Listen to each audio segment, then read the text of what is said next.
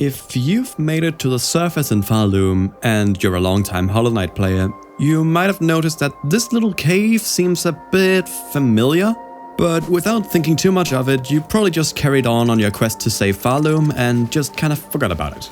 But in actuality, this cave is extremely important, because you have seen it before. In fact, you've seen it in Hollow Knight. Every time you dream nail the Godseeker, there is a 1 in 50 chance for you to end up in what is commonly referred to as the tuner memory. In here, you'll find a helpless Godseeker who desperately tries to build a tuning device made from the shells of bugs on the ground around her, trying to connect with some form of god, but with seemingly no luck. This little cave is the exact same one as the one on the surface, practically sprite for sprite. No, this is not just a similar looking formation. It's so well preserved and has so many features in common that it's safe to say that the Godseeker herself has traveled from the Land of Storms all the way to Pharloom and then all the way to Hallownest. She alone has visited 3 of the 7 locations in the Hollow Knight world that we know about. So where are all these locations relative to each other? Today, we're gonna try to draw a map of all the kingdoms we know of and where they are most likely to be located relative to each other, given everything we know about them. Of course, we won't be able to get it down to the exact angles and distances, but let's see how close we can get. Since Hallownest and Pharloom are the most significant of all the places we know of, we will use these 2 kingdoms as a reference point for all the others. It's important to note that it's nearly impossible to know whether Hallownest and Pharloom are actually on the same plane and how they are rotated relative to each other. So when I say things like left and right or west and east, just know that I'm only talking about that specific kingdom. For example, if I say Hallownest is to Pharloom's left, then that doesn't imply that you need to enter Hallownest from the right side. It just means you have to leave Pharloom on the left side. And where exactly you'd enter Hallownest from is a completely different discussion. On the final map, each of the 3 traversable kingdoms will have its own local west and east labeled, along with north and south where north is forward and south is backward, relative to the camera. So first off, let's find out if Hallownest is more to Pharloom's left or right. Initially, the answer might seem obvious. It's to the left, right? I mean, on Pharloom's surface and in the Blasted Steppes, that's where Hornet tries to leave. On the surface, she even says, "Out there lie the endless wastes. If I cross them now, Pharloom shall fall." She's basically saying that she has to keep going in this direction to find Hallownest. And in the opening cutscene, they sure seem to arrive from the left too. However, it's actually a bit more complicated than that. Let's take a closer look at the opening cutscene. In particular, after showing Hornet in the cage, there are these 3 shots of the envoys traveling with Hornet. What especially catches my eye is that in the first shot, there is clearly reflective water on the ground. In the next shot, there are these bird-like bugs, but they don't look like craw bugs. They seem more like distant relatives, if anything. Then, in the third shot, we see what seems like the beginning of the Blasted Steppes. Now, the order of these details is interesting. We know that there is a so-called Sea of Sorrow on the right side of Pharloom, then Greymoor is in the middle, and then Blasted Steppes is on the left side. But the bugs seem to be traveling toward the right? Or are they? Look at the wind in the third shot. It's blowing toward the left, but the wind in the actual Blasted Steppes always blows to the right. So it seems like the camera is actually rotated 180 degrees, and we're basically looking at this travel sequence from the opposite side. And that's probably why all the features are in the wrong order. It seems like the bugs came from the right, traveled all the way around Pharloom, and arrived in Blasted Steppes where the main entrance is. And there is one final piece of evidence to support this idea. Alchemist Xylitol mentions that plasmium, aka lifeblood, was first discovered by his master at the farthest edge of Pharloom, hidden deep in salt-stricken waters, which is extremely likely to be the Sea of Sorrow. And lifeblood seems very closely linked with Hallownest. It's even possible that this creature in the Abyss is the origin of lifeblood, but this is just speculative. It's certainly connected to it, but it's hard to say in which way. Then there is Joni's Repose and the 8 lifeblood cocoons. And upon the wormways becoming overtaken by lifeblood, Hornet even mentions that she sort of feels an echo of other infections she's witnessed, hinting at the idea that Hallownest might have suffered a similar infection, and that's why it's a taboo to consume it. But anyway, the point is, with Hallownest and lifeblood being so connected, it makes sense that if it gets discovered in Pharloom, it'd be on the side closest to Hallownest. But there's actually even more evidence here. So, as I said, the Godseeker definitely visited Pharloom's surface on her way to Hallownest. So let's try to figure out where she went to get to it. In the tuner memory, she says, "Gods of our future, seek thee we shall, to devote our all. These winds carry us to thee, dear gods." what guards to save us of our silent mind. From this, "thee" is likely referring to Hallownest, or at least its guards, and all she says is that the winds carry her to them. This may seem a bit unreliable, but it is actually a canonical fact that the wind in the wastes to a certain degree seeks Hallownest. This is explicitly stated in the official Quirrel Comic, and then proven to be true by Quirrel, who flawlessly navigates his way to Hallownest using this exact method. And the wind on Pharloom's surface blows toward the right, so it seems like Hallownest should be to the right of Pharloom with this information. Now, this evidence isn't quite strong enough to be fully certain and actually prove that Hallownest is to the right of Pharloom, but again, the goal is just to get as close as possible, and to me, this is about as close as we're gonna get. Okay, so before we address where Pharloom is in relation to Hallownest, I want to talk about the Godseeker's origin place since we're already on that topic. You only visit the Land of Storms for a very brief time in Hollow Knight, and to do so you need to beat every single pantheon with each individual binding. You don't need to do them all at the same time, but I have actually done so for every pantheon, which totally did not take 108 attempts in total. Anyway, Land of Storms is most likely to the left of Pharloom, given that the Godseeker is following the wind toward the right to get to Hallownest. But to figure out how far away it is and where, we should first take a look at the actual background for clues. So, if you observe the background, you'll clearly see these silhouettes of what appear to be ginormous bugs whenever lightning strikes. And they appear to be moving, but this is just an illusion. In actuality, these are all dead corpses, and the lightning just sometimes illuminates corpses closer or further away from you by random chance. And looking at the actual sprites in the background, we can get a closer look at these dead bugs. Let's start with this one. It appears to have a similar shape as the Gome or the Garpede, the latter of which is actually not exclusive to Hallownest, by the way. Right beneath Pharloom's surface, so-called Garpids can be found, which are, judging by their description and behavior and appearance, likely the juvenile stage of the larger Garpids found in Deepnest. They also seem to exist in the middle of the wastes, as these bugs from the Quirrel Comic are also presumably Garpids. And these bugs in the pits of Deepnest and Ancient Basin may also be Garpids. There is also this odd-looking Garpid with a very Gome-like mouth, so this might actually just be a juvenile Gome, but that's just speculative. In Hollow Knight's journal, though, the Gomes are described in very similar terms to the Garpids, so I don't think this theory is too far-fetched. Back to Land of Storms, though. This silhouette has very similar features, so it might be a relative, if not actually just a Garpid as well. Then there is this silhouette, which presumably has 6 legs, a thin and fat body segment, and 2 antennae. And well, the Skrill, which are also from the wastes, fit those exact criteria. The only other close match I could find across the two games is the Stags, but in my opinion, I think the Skrills are more likely. Then there is this one, which it looks sort of like a lobster. It's pretty easy to find bugs in Pharloom and Hallownest who have this number of limbs and general shape, but I simply cannot find any bugs who have claws on all their limbs as well. So, to me, this one remains a mystery. However, in the tuner memory, it stated that the temporary tuning mechanism is built of carapace. And for those who don't know, carapace is a specific part of the shells found on certain arachnids, turtles, tortoises, and crustaceans. And since lobsters are crustaceans, it is technically possible that this type of bug is what the Godseeker gathered from the ground to construct the tuning mechanism. But this is a massive assumption, so please don't take it as fact. I'm just throwing it out there as a technical possibility, nothing more.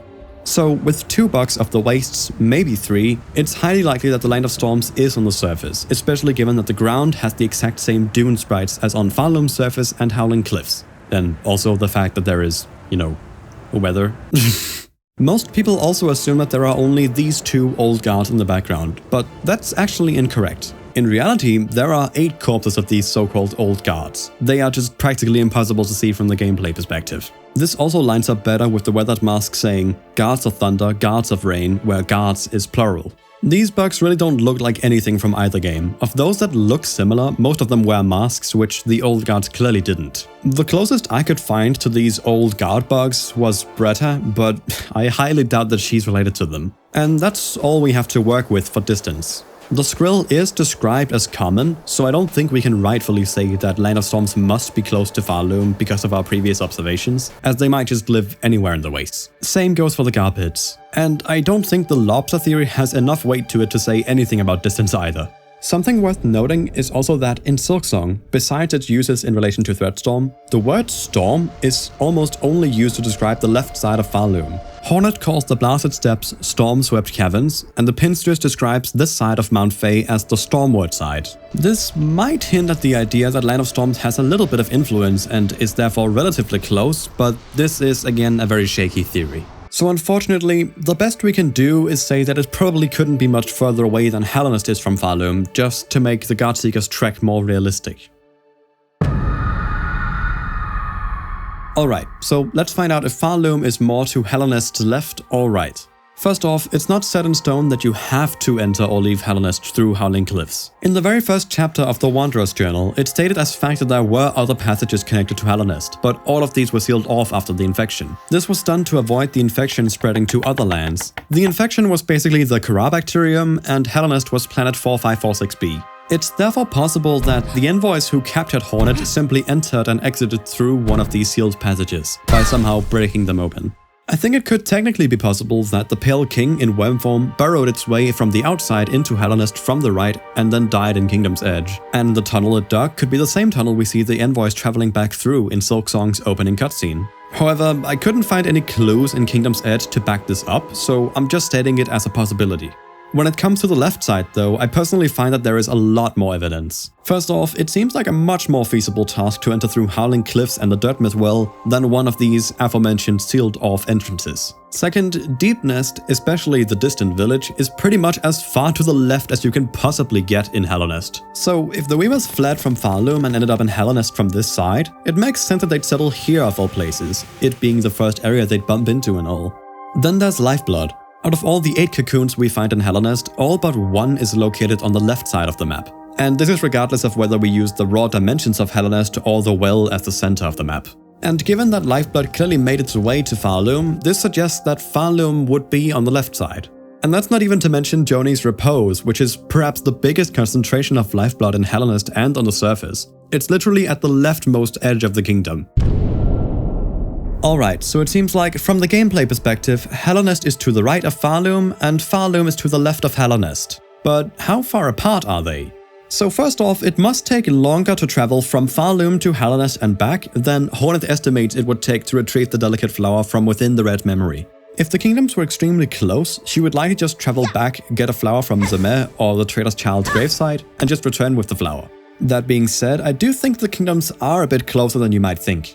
First off, there is a lot of cultural overlap between the two kingdoms. Given that Elderhue strongly resembles Chakra and her master, both in color, rings and necklace, Elderhue could be from the same tribe as Chakra, but let's give it the benefit of the doubt and say that this is just a coincidence.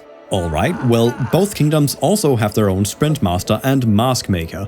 And while we can't know for sure what Hallownest's Sprint Master was like, there are just so many similarities between the two mask makers. The way they talk, the way they're isolated from their respective kingdoms, their swirling eyes, their extensive knowledge, etc. But again, let's give it the benefit of the doubt and say that this isn't special and all kingdoms have a Sprint Master and Mask Maker.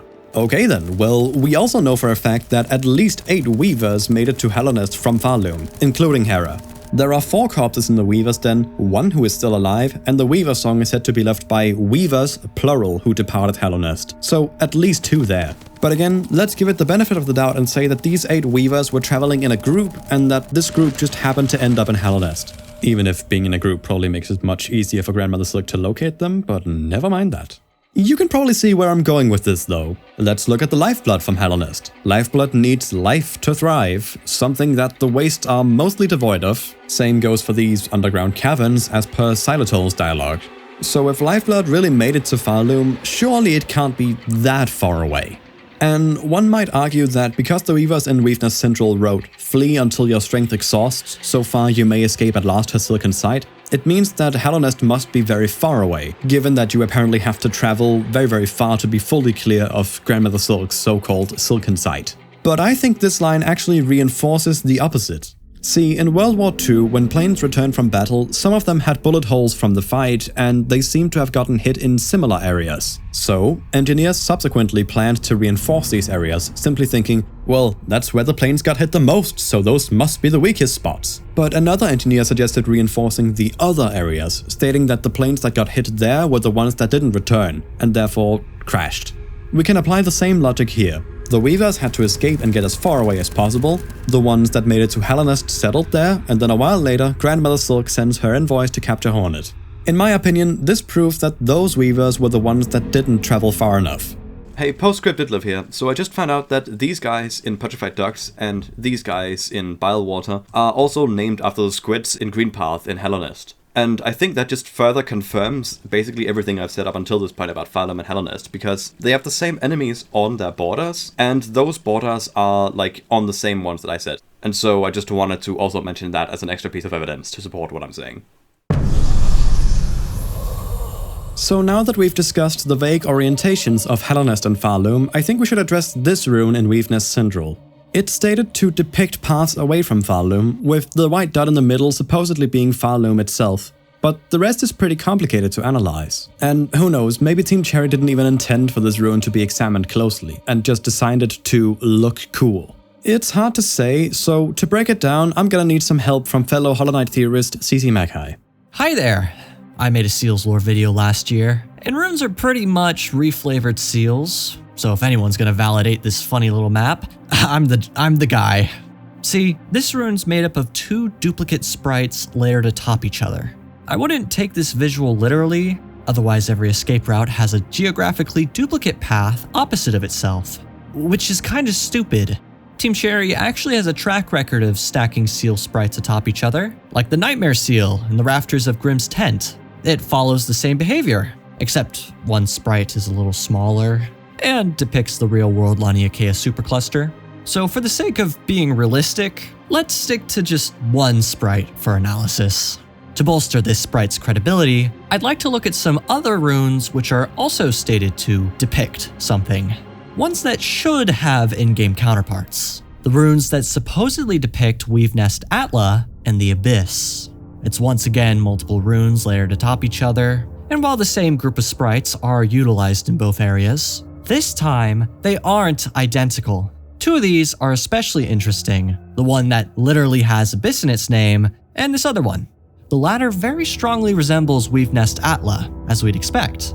Using the non-quilled map for reference, it's shown to have a lot of the same features, like a long shaft in the middle, and even this little parkour section which wasn't defined on the in-game map. It even has two corridors out-jutting to the bottom left. So I'd say overall, it's a pretty comparable representation. And the former thankfully resembles the Abyss, showcasing the giant parkour room, the elevator, the diving bell, and the corridor towards the lore tablet room. However, while both maps are accurate, the entrance into Weavenest Absalom and the Abyss escape shaft are missing from the non-quilled variant, yet are present in the rune variant. Very peculiar. I'm guessing Team Cherry did this on purpose, otherwise the map would spoil exploration. Whatever the case, with these runes accurately depicting Pharloom's map, there's definitely room to claim Team Cherry indeed gave purpose to the design of these escape routes. So with all that said, I return the mic to you, Ditlev. Bye bye. Thank you, I'll do my best. So first off, the rune has these two sets of rings. They might be showing how far Grandmother Silk can see with her so-called Silken Sight, since that's what the message right next to the rune is all about. Then it has these little clusters of musical notes, which the Weavers use a lot in their runes, architecture, and writing. While they might not mean anything, I like to think that they might depict certain areas, one of them possibly even being Hallownest. I don't have anything to support this, and it's never stated anywhere that musical notes work like that, but it's all I have to go off of. But here arises a problem. We stated earlier that Hallownest is likely to the right of Pharloom, and that the envoys travels from the right side next to Pharloom all the way to the left where they entered. And around the white dot, there are no paths that curve all the way around to enter on the other side. So this actually somewhat debunks my theory, but here is my personal attempt at explaining it. As I said, it's possible that these clusters of notes might depict kingdoms, and since there is one literally right next to the white dot, it might be that the white dot works more like a "you are here" type of thing, where this giant cluster is actually Pharloom. And so the path the envoys took could be one of these on the side. And if we assume that this is correct, then one of these two clusters, presumably the larger one here, could be Hallownest, while this one could be Land of Storms, given everything we've discussed up until this point. I'm not entirely sure how confident I am in this theory, especially given that all the paths would, in this model, converge at Cindril, but this could also just be because the Weavers only bothered to depict the paths that were the most relevant to them. And given that they were fleeing from Cindril, these were the ones that were the most relevant to draw in a pinch for the Weavers to use. Regardless, since I have nothing else to use, from now on when we expand our map we will use this rune as a guideline and assign each kingdom to the cluster of nodes which seems like the best potential candidate. In the Quirrel Comic, we see that Quirrel finds a hidden path leading into an underground cavern, which he travels along for a while with Boone until the two split up, after which Quirrel finds a pocket full of qualifies? It's lumiflies, what the fuck are you on about? Quirrel finds a pocket full with lumiflies, which I assume means he's relatively close to Hallownest. Then he exits through an opening, presumably part of or very close to this pocket of lumiflies. He then travels a little ways further and ends up in Howling Cliffs. Even assuming all the paths on this rune are underground, it's hard to pinpoint where this path could be. It'd have to be a line that fades in, grows big, and then thins out after. The shape of the line could be literally anything for all we know. I mean, it's possible that this little intersection is where Boone and Quirrel decided to split up. It could also be this one right here, but I really can't say anything with confidence. If anyone has any thoughts, do let me know. As you may know, the delicate flower is not originally from Hallownest. When offering the delicate flower to the White Lady, she says, "Not of me that flower, nor of this kingdom. Far it travelled to reach this place, brought by one beloved, fair knight of lands Serene." And these so-called Serene lands are definitely not Pharloom, given that Pharloom is pretty much as far from Serene as you can get. There is practically no info on these lands, but the snail shamans do say that they've heard the tale in regards to the delicate flower, and this could mean one or multiple of three things. A. The delicate flower is incredibly important and significant, maybe even more so than Void itself, such that tales of the flower are more or less common knowledge, at least for someone like the snail shamans. B. Land Serene is relatively close to Pharloom. And C.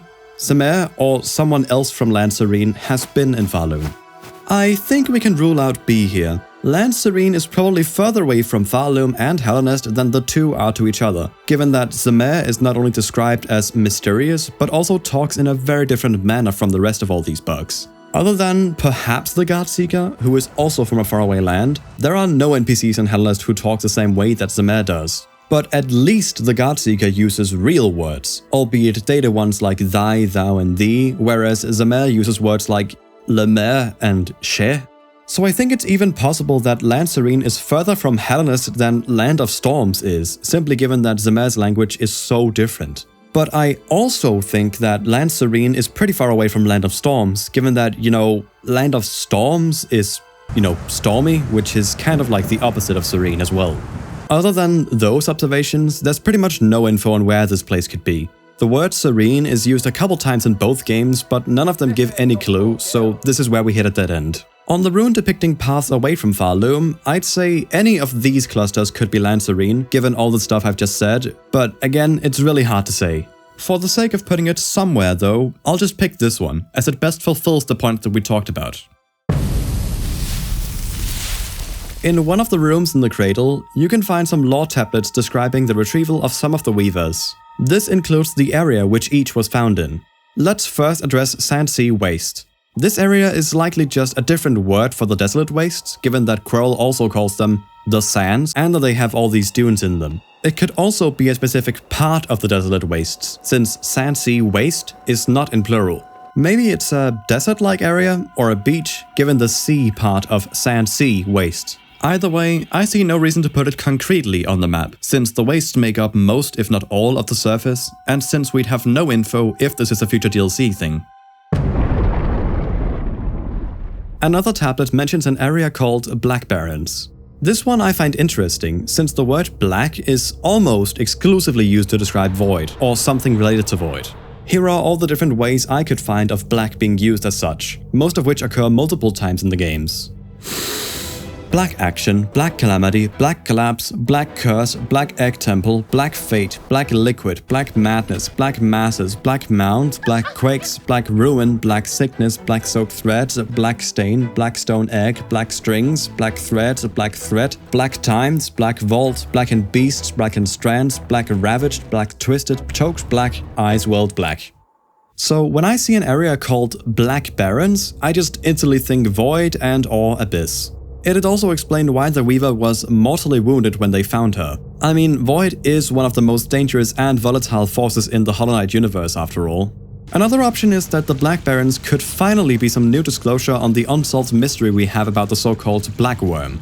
Maybe the Blackbarrens is the Black Worm's kingdom, or maybe the Black Worm itself is related to Void, and the Battle of the Black Worm was sort of like a fight between the pale, light-based worm versus the black, void-based worm. Now, as for which of these theories is correct, we are completely clueless. Putting this one on the map is practically impossible, since we don't even know what category of an area this is. But for the sake of putting it somewhere on the map, I'll just put it on this cluster, since it's the closest to Pharloom, making it more feasible for Grandmother Silk to capture a Weaver there before Hallownest. But again, it could also be here, or just be literally the Abyss itself, so take this one with an ocean of salt. The final area we'll discuss is the City of Steel. To those of you who want to avoid Steel Soul spoilers, this is basically the end of the video for you. So if you decide to leave now, I just want to say I hope you had a good time and, well, take care. And to the rest of you, the City of Steel is an area that was teased a bit during Silksong's development, but we never actually get to see it in Pharloom, not even in Steel Soul mode, which I 100%ed for the sake of this video by the way, which was extremely stressful. Get away from me! So anyway, Hornet mentions that the Steel Soul Masters, the ones orchestrating Steel Clan members like Z and Jin, have a long gaze which Pharloom has caught. And Z also mentions that Sula will be hunted by said masters, no matter the distance fled, which is basically the game's way of saying that this city could be literally anywhere. Now, we find Z near the Blasted Steps, which again could mean that the City of Steel is to the left of Pharloom, but Sula literally leaves in that exact same direction, trying to get away from the masters. She deliberately chooses to take a few steps to the left before digging into the ground. So, those two observations are completely conflicting.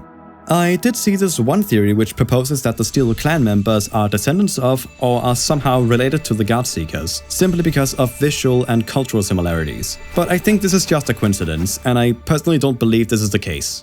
Once you complete the Steel Soul Wish, she'll give you the Growstone, which is said to be Rock of the Home Spear and of Z's birth. And this likely means that the Steel Clan members are created from these types of rocks, at least in part.